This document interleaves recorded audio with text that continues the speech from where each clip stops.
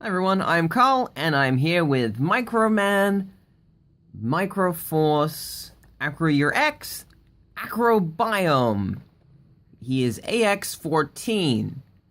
Immediately, you might be wondering, hey, wait a second, why is that guy just sort of flooping around the pack like that? We'll get into that shortly. For now, yeah, bits are falling out. Woo! There's the back. Wow, what a striking looking figure. Doesn't quite look like that in reality, but let's get him out of the box and have a good look. And here he is in his naked style. Well, close enough.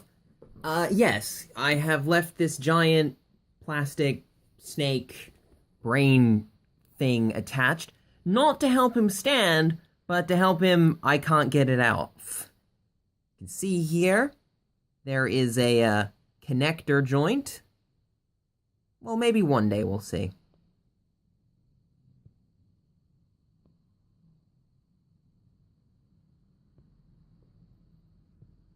Oh my god.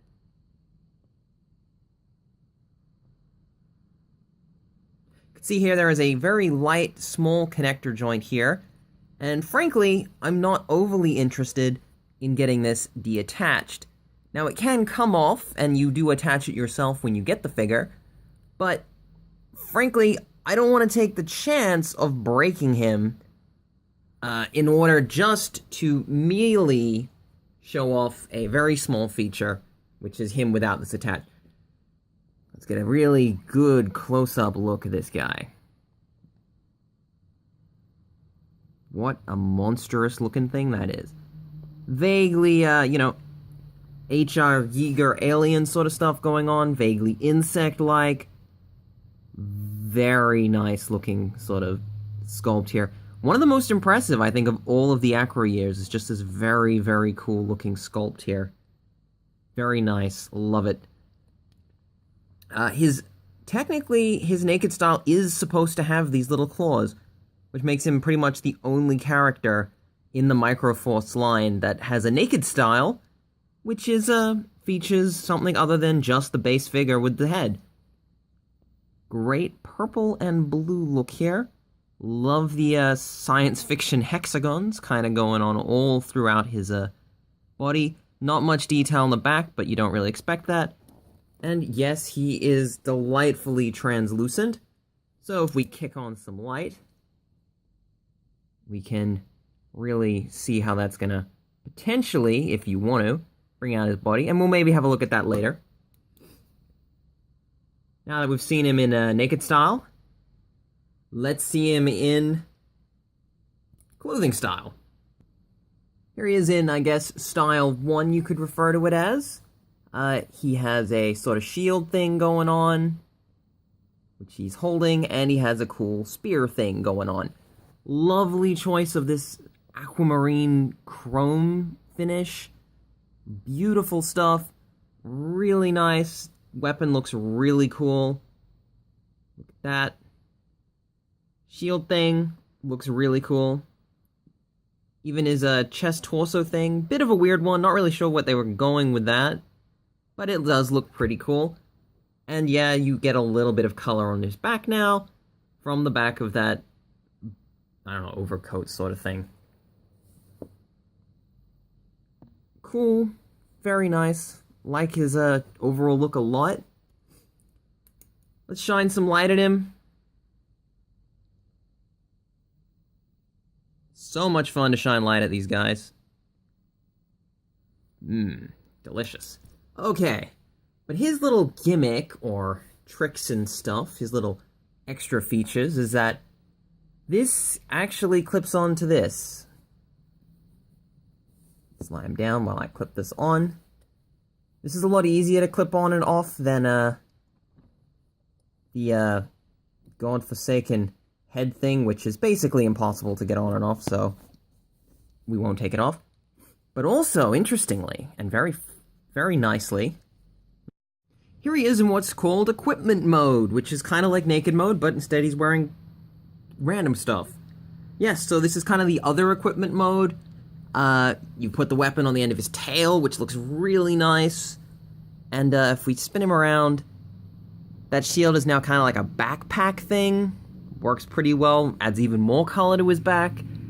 And, you know, cool general look. Still maintains a really nice, I don't know, aesthetic. I love it. This tail thing has got a whole sackload of ball joints. You can see it's like 8 joints all together, so it can really move around a lot. You know, you can try and really do some stuff with it. They kind of weird in that they have like a... There we go. I'll give you a look at them. Kind of weird in that they have like a single joint sort of point so that they can't kind of do a full massive ray of motion, but pretty good. Snaps right back in. Nice. And, you know, quite long. Now, the big problem is, other than that, which is actually part of the problem, you'll see here, when you put the, put that aside. When you put this on his back, it completely ruins his head motion. He can't move his head at all. So it kind of pops out a little bit. Now we'll just rip off his head, because that's what we do around here. We destroy things. Fix his head joint, which is kind of coming off a little bit here.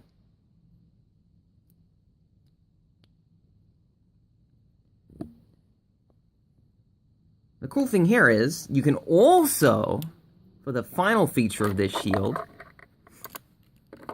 jam his shield in here, plug it in there, if it can stay, and it takes a little bit. This doesn't really, kind of tabs in, it doesn't really, you just gotta find the right sort of spot.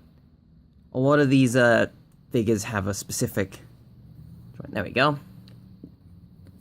Tab that in, spin it around a little bit.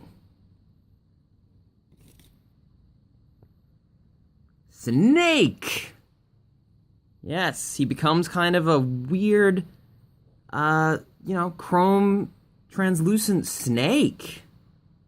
Let's just try and get some more that light in there. Yes, he becomes a cool chrome snake, and, well, he still has his body, but now his body is, I guess, you know, like a headless zombie. Great.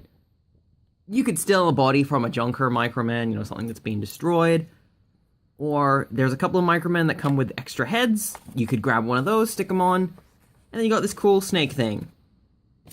Now, before we go, let's just have a quick look at what he came with. He came with the standard hands and junk that you would expect to find, and a stand, which I haven't used. That's always nice.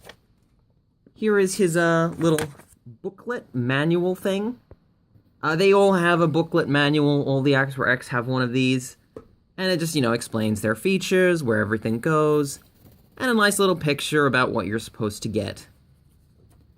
And, because I haven't done this one, or if I have, I forgot, it's the Microman infomercial, Volume 1! Yeah, we get some really cool little graphics where they've done, you know, a Photoshop job on the figures and, you know, tried to make them look cool. We'll get to the rest of those some other time. You got a little bit of story there. And, of course, because this is also for the Master Force side of things, you get the Microman figures as well. And they're all fantastic, too.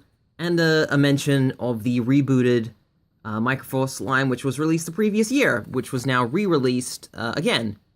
Interestingly, I think in the canon, these guys here, the ones that are the evil guys, are actually the previous generation's Micromen, those guys. So that's really neat if you care about the story at all. If you don't, I've been Carl. This has been AcroBiom. Thank you for watching.